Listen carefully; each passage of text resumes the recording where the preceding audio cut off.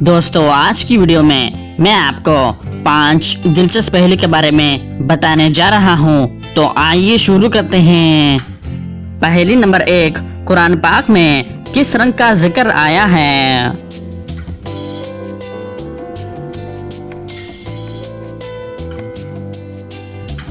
इसका सही जवाब है जर्द रंग का। पहेली नंबर 2, हौज़े कौसर क्या है?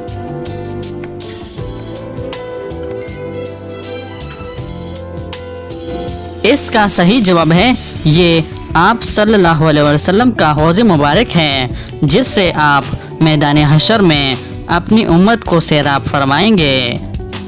पहेली नंबर 3, उस पैगंबर का नाम बताएं जो गार में पैदा हुए।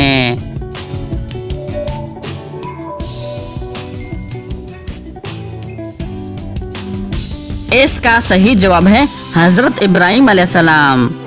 पहेली नंबर 4, किस हालत में नमाजी के आगे से गुजरना जायज है?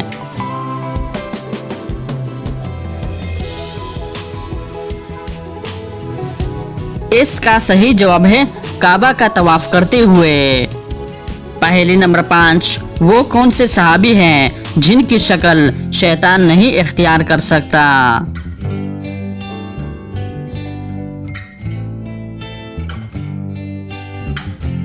इसका सही जवाब है हजरत अबू बकर सिद्दीक रजी अल्लाह ताला अन्हु।